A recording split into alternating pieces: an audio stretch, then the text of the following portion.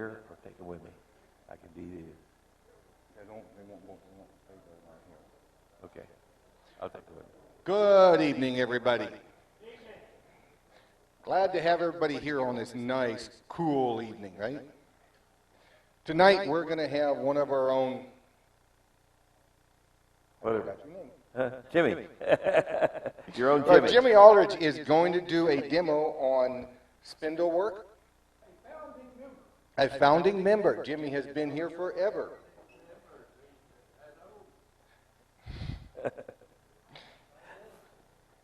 Are you old? Huh? You're not old. No, I'm not old. No. There's a lot of old people here, but not me. I'm getting there. There you go. Me. That's me. All right. Well, I'm going to turn this over to Jimmie and let him show us how to do various spindle items and work.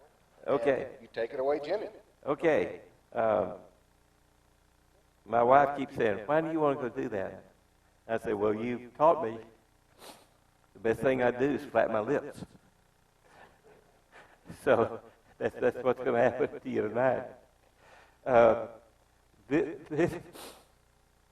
This demo is for people that have done little, no turning, or thinking about it for a while.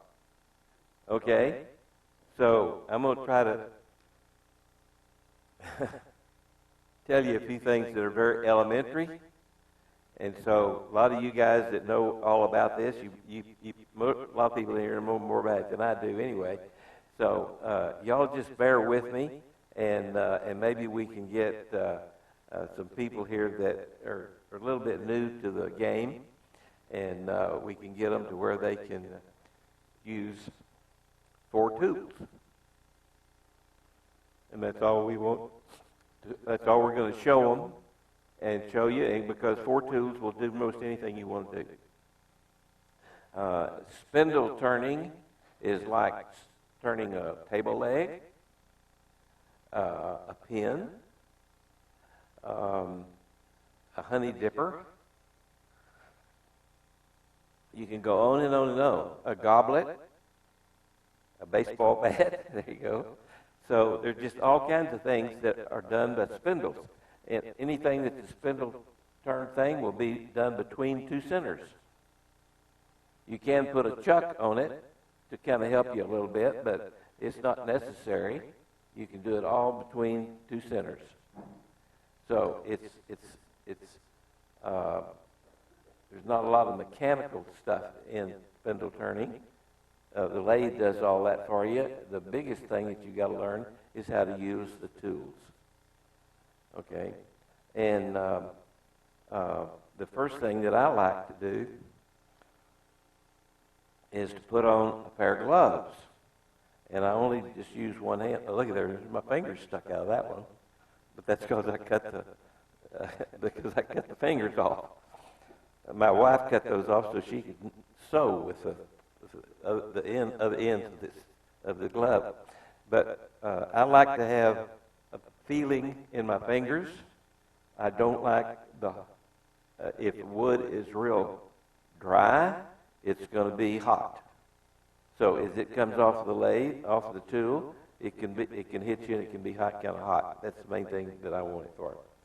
So that way I don't have to jump and jiggle around to try to keep it from biting me. The next thing that we've got to worry about is wood. We've got to know our wood to some degree. Well, with spindle turning, a lot of times you'll find a block of wood. This is about a 2.5-inch square block of wood. This is, what kind of wood is this? Poplar. My Alzheimer's doesn't get my wood right from me all the time. And so anyway, so this is poplar. It's a softer wood. It turns real well. So it'll make nice table legs. Maple will do, soft maple or hard maple will do better maybe, or other hardwoods. But this will do good, especially if you're going to stain it or paint it. So you can make goblets out of this. You can make honey dippers out of this. You can make all kinds of stuff. But it's an easy wood to turn. It doesn't splinter out on you a lot. Does some, but not bad. So we're going to take a look at that kind of wood.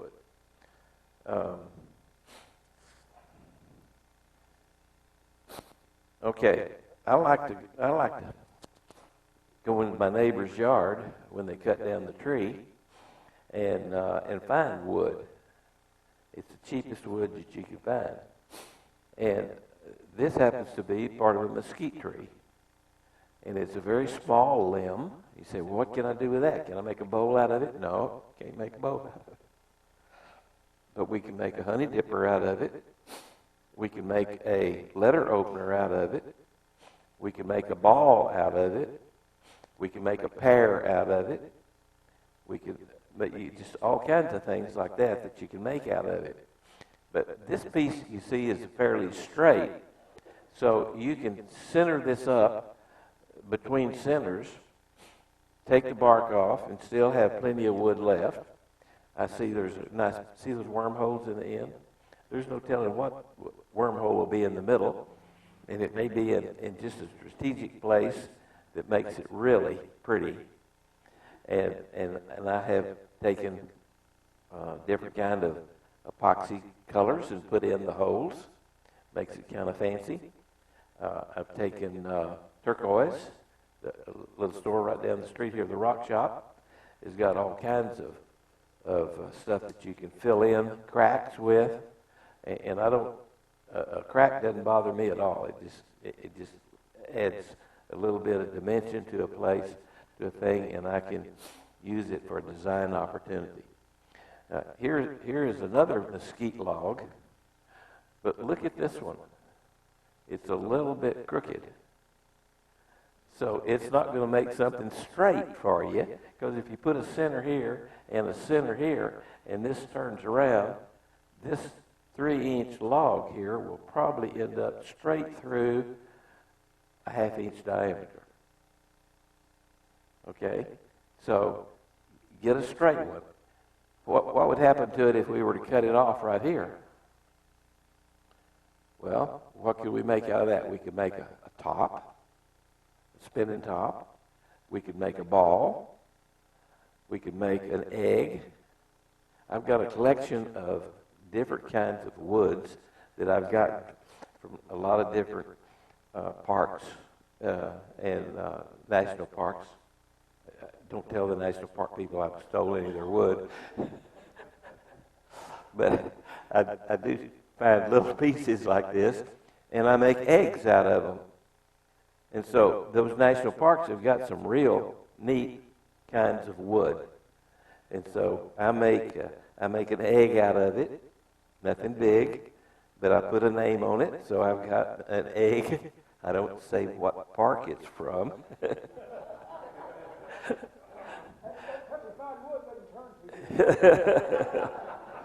So you can take one that's all screwed around like this one and does not shape right. You can't get anything out of size out of it, but I can cut you a piece out of right here, and I can get you, a 2-inch or 2.5-inch egg out of it. No problem. So there are a lot of things. Now, I've got a friend that comes to Makerspace all the time, and he makes rings for people. And he buys rings from Craft Supply the rings are stainless steel, and he takes them and he drills them out to the size of the ring, puts the ring on them inside the hole, and then turns the wood down to what shape he wants that ring to be, makes some beautiful things. Beautiful things. So little bitty chunks of wood that do y'all throw wood away? If it's 2 inches square, do you throw it away? No, I didn't think you would. But anyway, he takes all that kind of stuff and makes some beautiful rings out of it. And so it's really interesting what you can do. It's all spindle turning. It's all spindle turning. So It doesn't make any difference what shape of limb that you find. It's good. You can make something out of it. We've got a guy at Makerspace, and he cuts up different shape, weird shaped pieces like this, and he ends up with ear bobs, necklaces. You can't imagine all the stuff that he does with them, and he then will burn them. He'll stain them pretty. He does all kinds of things to them, puts chains on them, and makes nice looking jewelry out of them. So all of that little stuff that you got piled around your shop, let me know if you want to get rid of it, because I know somebody that'll take it. So anyway, I just want you to know that this is good wood. Take it and make something out of it. The little small pieces that like this one would make, it'll make fine stuff. So there's no reason for people to not have good wood and little pieces of wood to make all kinds of stuff out of. Segmenters. We got segmenters here. Anybody segmenting wood? One over here. One here. Okay. We know Lou is. In fact, and one behind you there, Lou. In fact, a new member of Makerspace was out the other day, and she said, "I'm making a bowl." I said, "Have you ever made a bowl before?" She said, "No." "Do you know how to run a lathe?" "No." I said, "Well, how you plan on doing that?" She says, "Well, they told me when I came here that people would teach me." So I said, "Well, we can teach you a lot, but I can't teach you anything about segmenting, but I know Lou Boudreaux." So how many times has she been to your shop, Lou? Twice. And she has got a bowl that's just about glued up. It's going to be about 12 inches in diameter and about 6 inches deep, and it's made out of wingy and maple. It's going to be real pretty. It's got maple streaks going through, three or four maple streaks going through the middle of it. And so it's going to be nice. Now, how's she going to turn it? She's going to come to me and say, "Now what do I do?" And I'd say, "Well, the first thing you got to do is take a Spindle class, because we got to teach you how to use a tool." And so when you go to doing a bowl gouge, you're operating on the bevel, and you're turning it. So we can teach you how to do all that kind of stuff. And so I'll teach her. Another thing that you need to know about wood is that here, let's see, can you got me here? Yeah, get me right here. Okay, we got 20 minutes. My lips don't flap that fast. Okay, let's take a look at this piece of wood right here. Wood is really a weird kind of thing. We've got bark all the way around the edge right here. What does the bark do? Makes a real place where bugs can make a lot of holes and stuff in it. This part right behind it here, Kevin could tell us what the name of that is. I'm not sure. Sapwood, somebody said. But there is a cambium or something like that. Anyway, so this is usually a lighter color wood underneath the bark. Then it gets lighter. I mean, this gets darker and darker and darker. And this little corner right down here, can you see that? Like that? Okay. This little corner right here, you can barely see a little bit of the pith right there. So that was the center of this log. If it was irregular, if it was regular in shape, if it was irregular in shape, it might be far around that way. But anyway, and all these lighter lines that you see in here are are growth lines. In between those lines, you can count those and see how old that tree is. And some of them are wide apart, and some of them are narrow apart, and that has to do with the weather in which that tree grew up in. Okay, this part of the tree doesn't really do much for the tree anymore, except it does furnish it a lot of energy, and it will burn real well. So that's really, and as this tree grows, this lighter color, the cambium or what do we call it, the sapwood, is growing, and it's continually adding to it. It's not adding to the thickness of it, but it's adding to probably what's there will always be about that size. It brings the water and the nutrients up and down the tree. Some of the water and nutrients in the part close to there are bringing water up and down the tree. But the tree is wet all the time, even at this part here. Well, what brings those that nutrients up and down is little bitty tiny micro cells, straws. Woodturners will say this, it's a whole wad of straws going up down through there.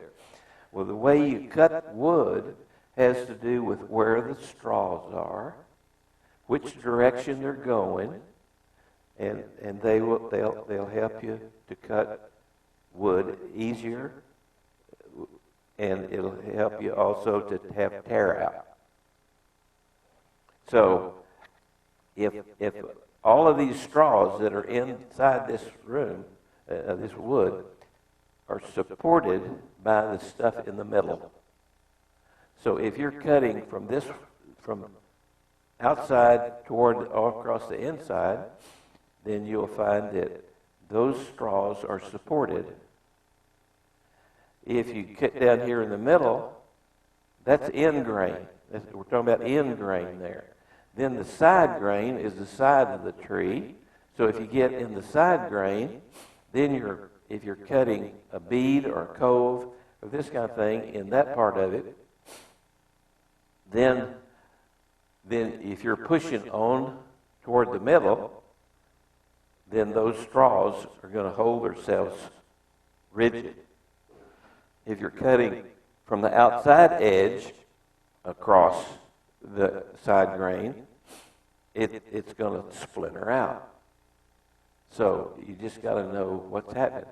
Or am I cutting it the right direction or the wrong direction? Okay? So a little bit about that. And I talked about straws, so I have to show you the straws. Okay, there we go. Is that it? Okay, these straws are in the. If this were the center of the tree in here, if you push on these straws, then they'll push up against each other, and they help hold each other in place. If you cut from the middle of the side grain, if it's sliced off, and you can cut out this way, then these want to tilt over. You see how they'll just tilt? They have nothing supporting them on the outside. So they're going to just flare out, and they're going to give you trouble. But if you get over here and cut into those on the side, cut toward the center, that'll hold it good and strong. Okay, so you don't have the tear out that you want. When you go to cut straight across the end grain, you don't have a lot of support. So a lot of times your tool might be very, very sharp, but it wants to grab some of those and pull them out. So you'll have little indentions in that. I went to a wood-turning school one time that the guy from the UK was there, and he called them undulations. So it would jerk little pieces out of the wood and rattle like that. And so it was rough right there. So when you cut with a table saw and you cut across the grain, it's not as smooth as if you cut down the grain. Okay? So that's the reason that is. So as long as you kind of keep that in mind, it's really a good thing to think about why your tools, some tools will cut better than other tools, but it's the way that you cut with the, you got to cut with the grain. Okay, we're going to talk about we're going to talk about 4 different kinds of cutting tools.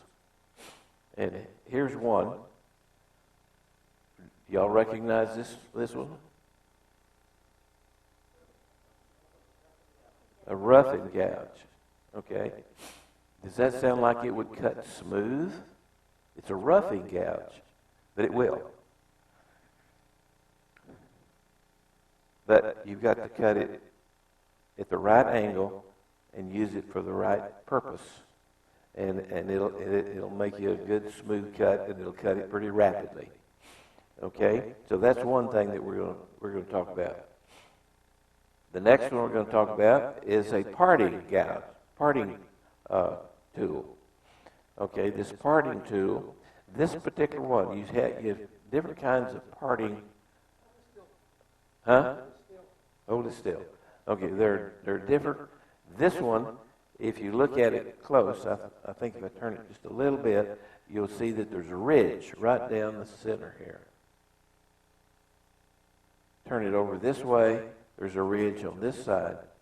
So it's thicker in the middle, thinner on each edge. Not thin like a point, but just thinner.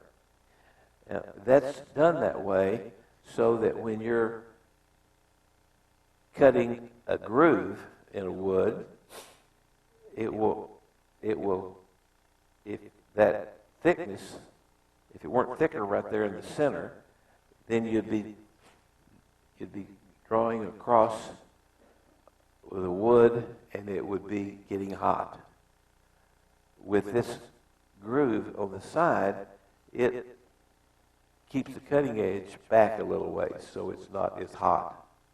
Still gets hot, but it still would do better.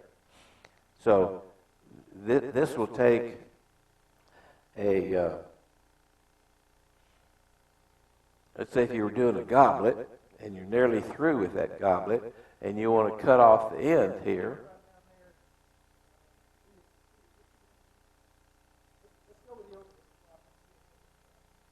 Yeah, right here.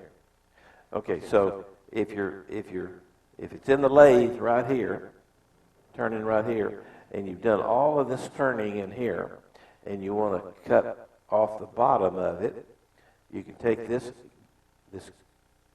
and you can go down through here, and you're just cutting a slight groove, about 1/8 of an inch thick. And you can cut it all the way down to the end and part it off. That's why we call a parting tool. So it parts it off. Okay? There's a lot of things you can use this tool for other than parting something off. And one thing that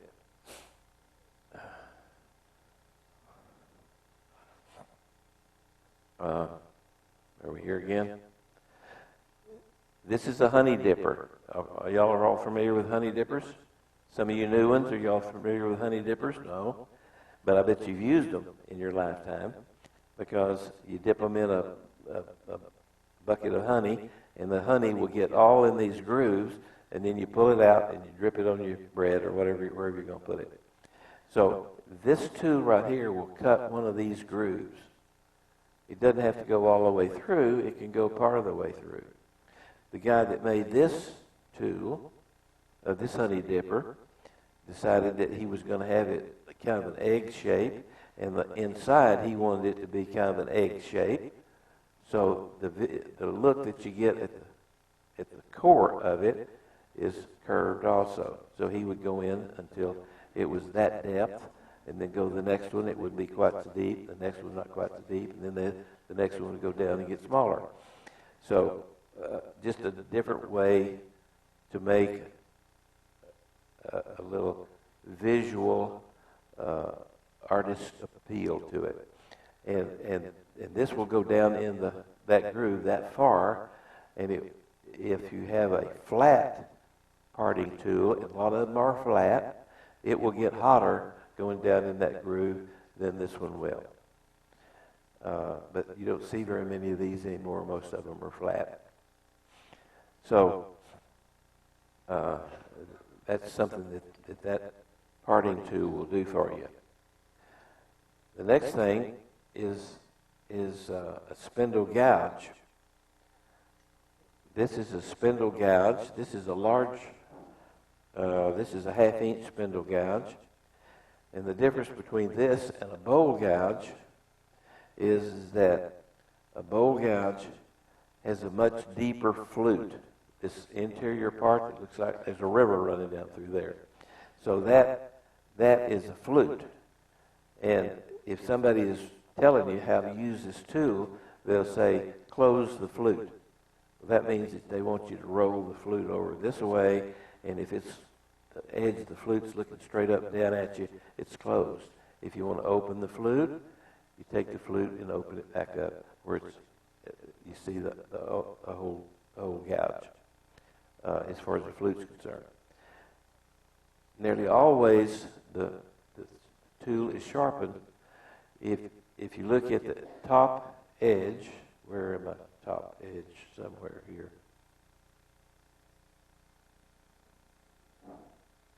Yeah, overhead. Okay. You see it's kind of rounded on the edge. It's like a fingernail. Look at your fingernail and look at that. So they call that a fingernail gouge. A gouge grind. A fingernail gouge grind. If you look at the side of the tool right here, you see that there's a bevel right here, and it flares out on the side. On this side, it flares out the other way, and that gives that cutting edge strength. If you look at the end of this gouge, then you've got people like different bevel angles. Some people like a 40 and some people like a 60. It's just according to your preference. And that's the bevel, and you've got to rub the bevel on the wood, and it's just like a chisel. If you were to flatten that out, if you were to take this roughing gouge, and can you see the bevel on that? See, it runs all the way around that flute. If it were flat, if you just took a hammer and flattened that out, you'd have a regular wood chisel. Okay? And it operates just like a wood chisel. So if you put it down on a flat surface and you've got a wood chisel and you start hitting on the back part with a hammer, that's the way they do with a chisel, then it'll just kind of scoot along until you raise it enough where a little bit of the edge is all of a sudden digging into the wood. When it starts digging into the wood, it starts cutting. If you don't raise it up anymore, it will cut at that level all the way. So it'll be a smooth cut all the way through there. If you raise it up more, it cuts deeper, just like a chisel. But this one's unlike a chisel in that it's round. And it's unlike a chisel in that a chisel is on a flat piece of wood. This is on a round piece of wood, but the wood is coming by it in a circular motion. So the more you raise this tool up, the edge of it into the wood, the deeper it'll cut into the wood. Okay? Now, if you can go to another kind of a spindle gouge. This is it's the same spindle gouge as this one, but it's smaller. It's not near as wide. This is probably a 3/8, and you see it's got the same flute going down through the middle of it. It's got the same grind on the inside. and the same slope from the tip end to the heel. So it's the same, it's just smaller in diameter. The next chisel that I want to show you is a skew. A skew is used to cut a lot of different things. I'm going to tell you about 2 things that it cuts. But it cuts a lot of different ones. It'll do a lot of things if you're brave enough to use it like it's supposed to be used, but you got to need a lot of practice. Because it'll make corkscrews so fast, you don't know what happened to you. So, but for spindle turning, you want to, if you're going to make beads and coves, you want to make a V groove. So you're going to push this in. We're going to do it in a minute. You're going to push the toe. This is made up of the heel on this side. It curves down to a heel here and a toe right up here on the top of it. And you can take that and push it into the wood, and it'll make, see, this is kind of burned a little bit on the end. When you push that in, it gets real hot, and it'll burn the edge.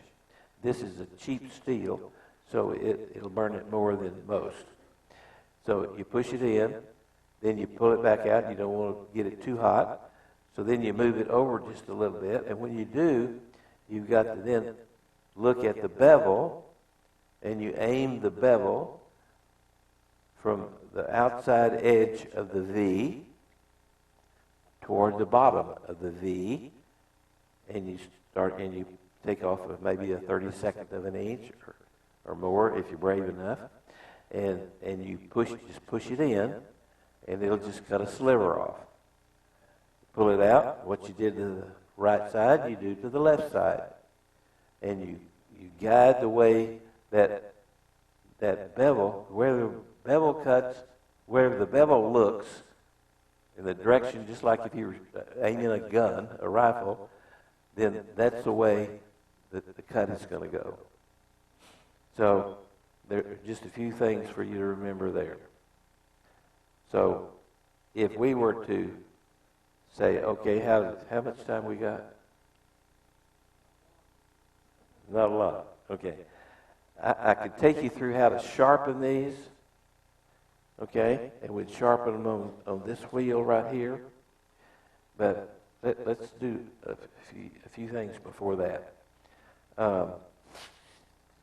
Since we don't have a whole lot of time, I was hoping that we would have Saturday morning for all y'all that wanted to come and get your hands on these tools. And but they've got something else planned for this place, so we're not going to be able to do that this Saturday. But another time, maybe we can. But one thing we can do, Chris Anderson back here in the back is president of Makerspace, and she said if we want to come to Makerspace Saturday morning after about 10 o'clock up until the middle of the afternoon, we can have access to about 5 lathes.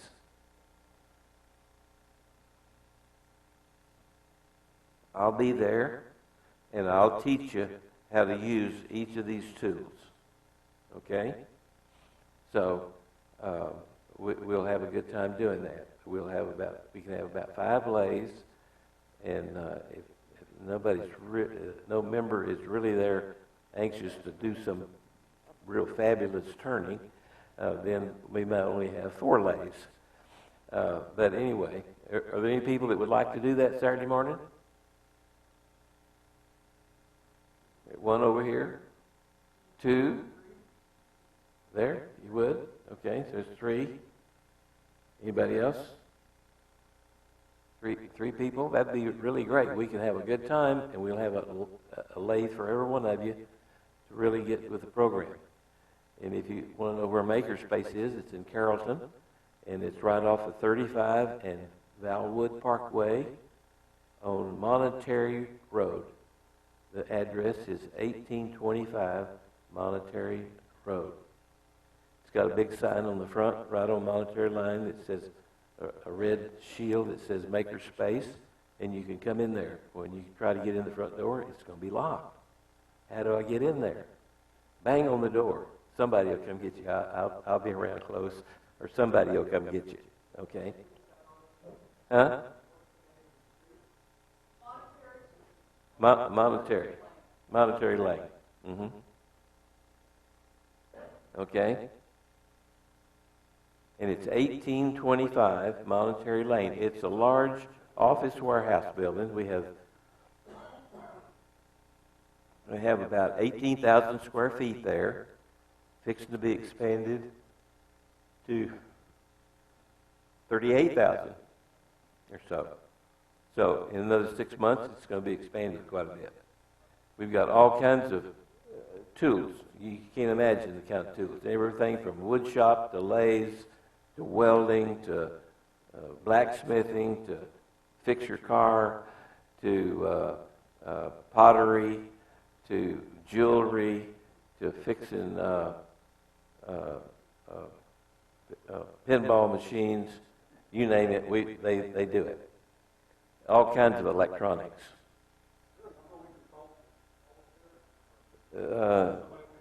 You can call my number, which is 214-497-4043.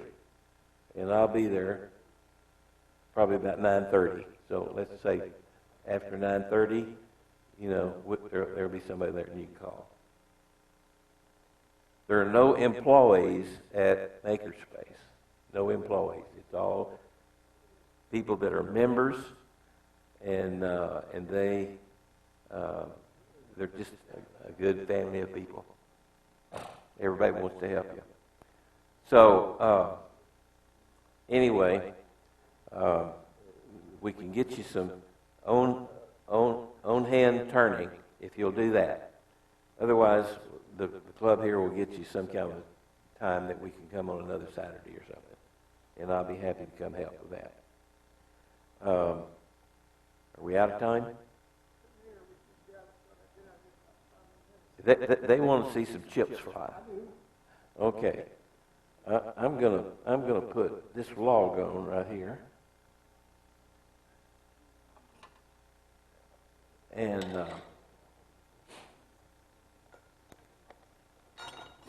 while I'm doing that, Ken is. Oh, here's one thing that I want to tell you about turning spindles. You got me? Okay. This is a typical shape of a table leg or something. I don't know what, but anyway, it's got beads and coves. Everything, a big bowl, the outside of it is a big bead. The inside of it is a cove. So table legs, if you look at table legs, there are beads and there are coves, there's fillets and different kind of things that you don't need to know the name of all those at this time. But anyway, when you're cutting, you see, here's the top of this, kind of like a ball shape.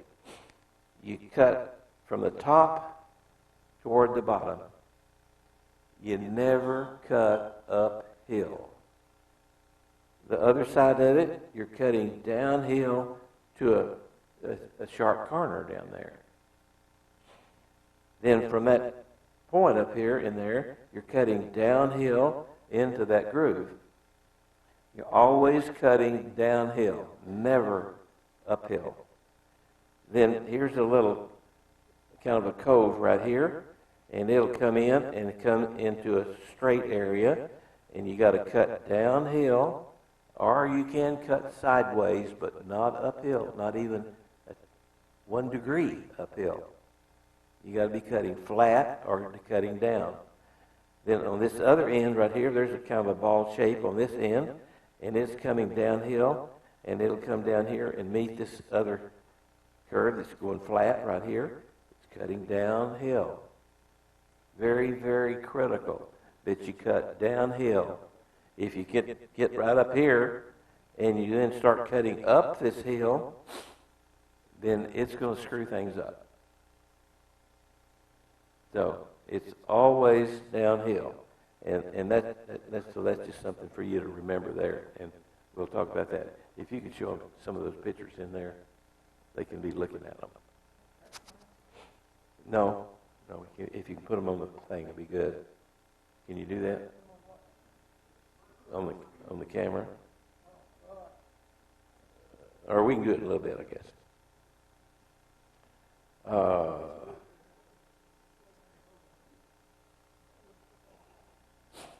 I don't know how yeah.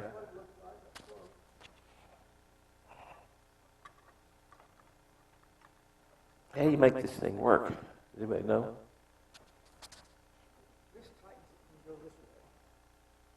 Got to go down? Okay, go down?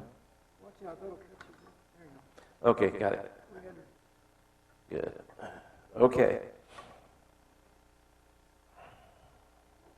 Come over the other way, but this thing is a little too long. It hits right up here.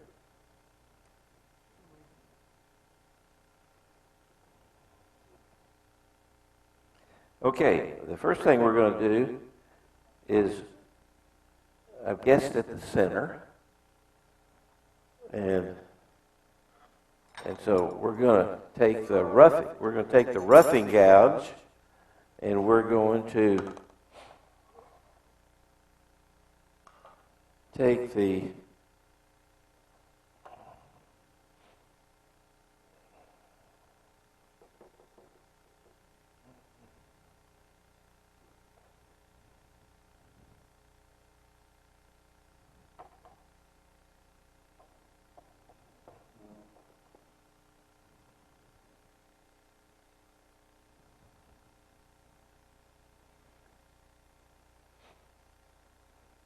there's a way to hold a gouge, and there's a way not to hold a gouge. The way to really hold a gouge is to lay it in your fingers right here and close to the ends. Some people want to hold it way out this way because they're afraid of it. But get up close to the cutting edge, and this is a tool rest right here.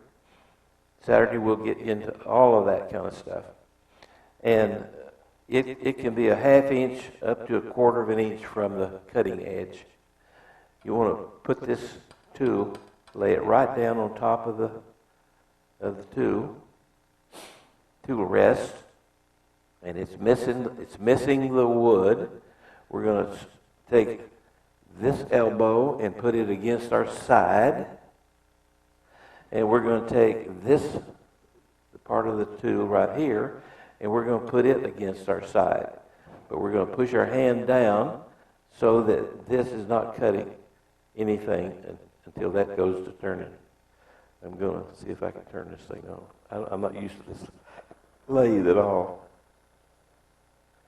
And the first thing people are going to say, well, how fast do you turn? You turn is whatever speed you're comfortable with. Okay, this is 900. So I'm going to take this and move it into the wood just a little bit. Y'all, can you see it's fuzzing up a little bit there? Then I'm going to move it straight across. And then I'm going to come back this way. And if you see the tool is straight into the wood. And to do that, I cannot pull with my hand, and I cannot push with my hand. I have to move my body. I've got to dance with the tool. Then I come off of the end, and I stop, because if I move it any, it'll come back and will bite me. So then I put it back in there, rub the bevel, pick up on the tool just a little bit, and rub it across here. I'm going to not go to the edge. I'm going to just come back and forth. It'll be faster. Okay? You see my body sliding back and forth from my hips down. I'm changing the weight of my leg on the one foot to the other foot. And this tool is parallel to that wood. Now, I'm going to cut it off for a second. Hey, it's successful. Okay, the corners are rounded a little bit. This one's not rounded because it's not close enough to the center. This one's not rounded at all, but so I didn't have it centered exactly right. I just guessed at it. But anyway, so it's going to get round. Okay, now, I'm comfortable with a lot of speed. There's 1,800.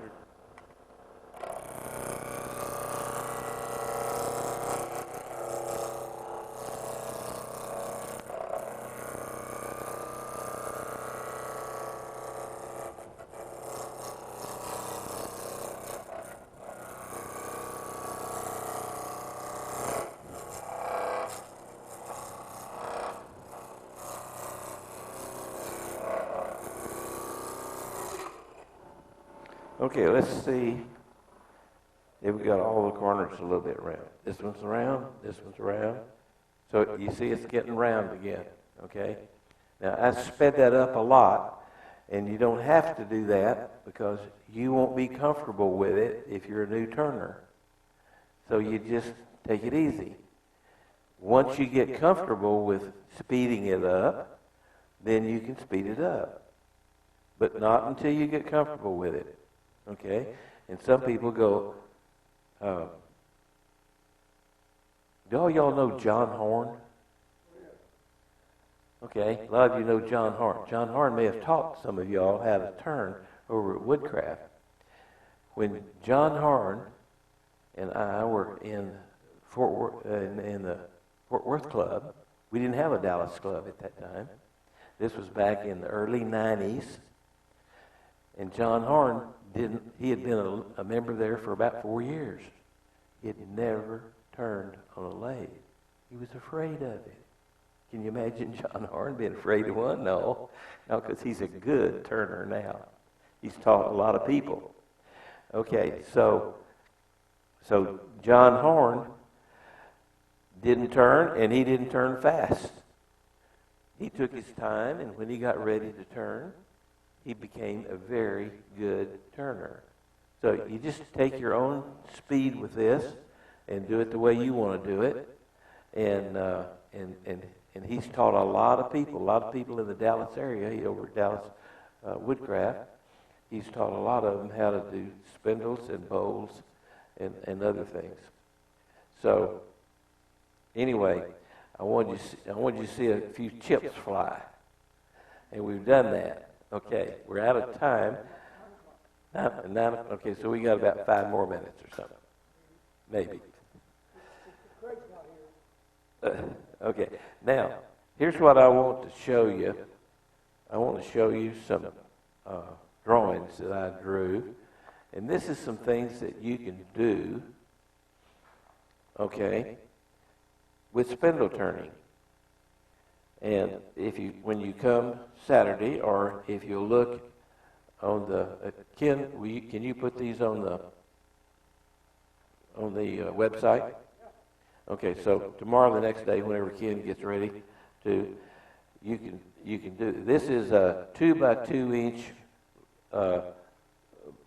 board right here. It's 9 inches long, and it makes a honey dipper. Can you see the honey dipper there? There's some instructions there how to make a honey dipper.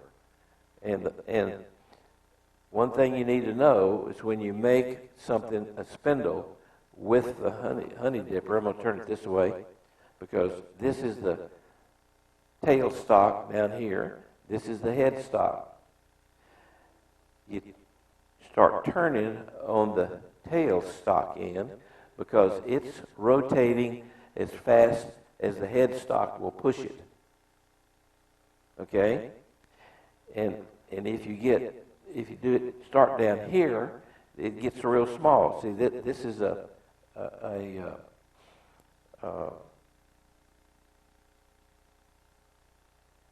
this is this piece right here coming through here. So if your power is down here and it gets small, then you come up here and you want to turn this, it's larger and it takes more force to turn that and cut the wood there.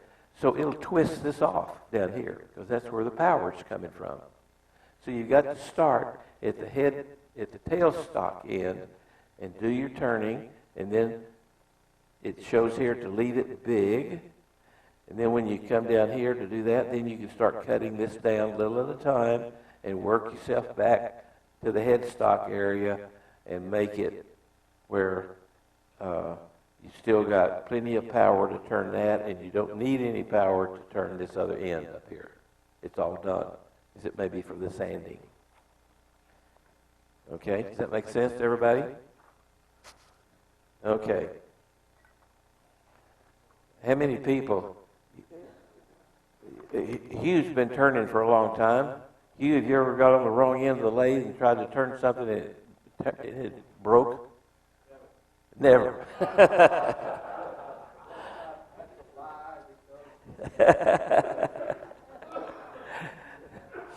Okay, here's something that you can make.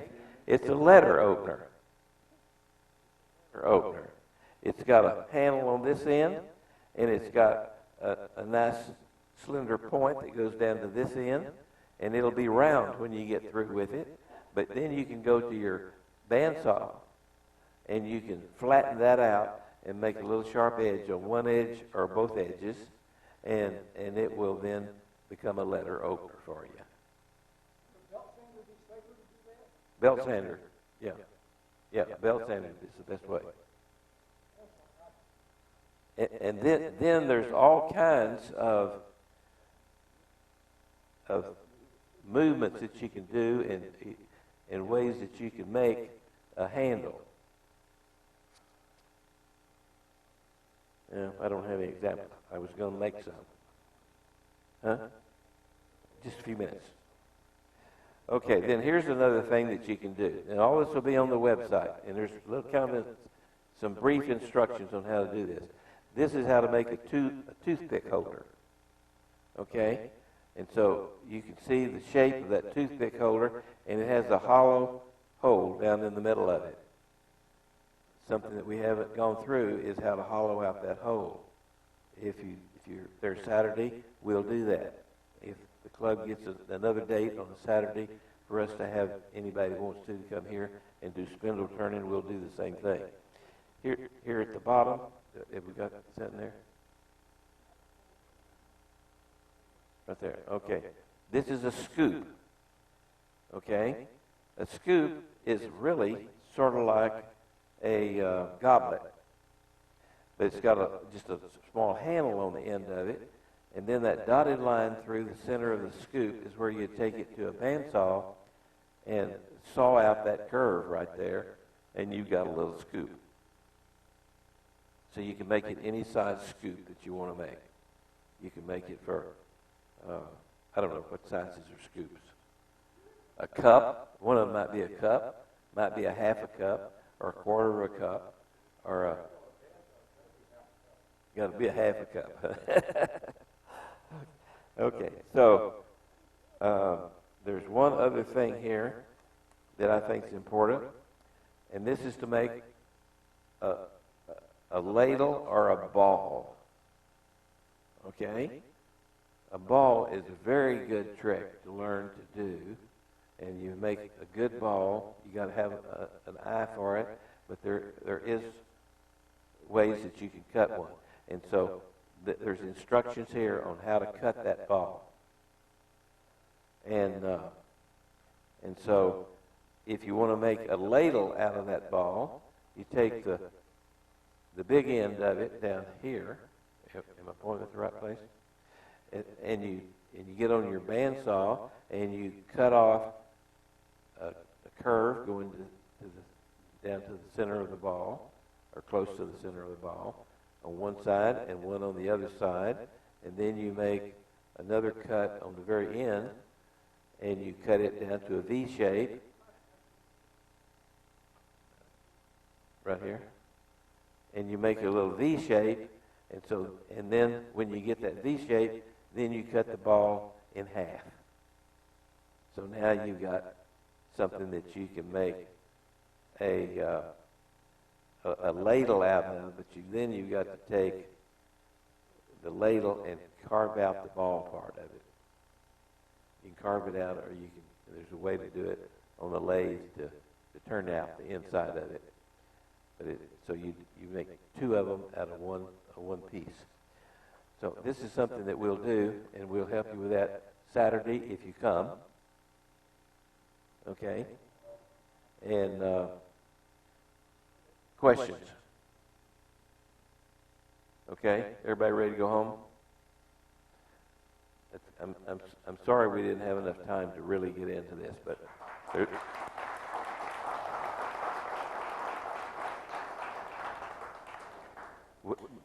you need a lot of hands-on. Let's get it.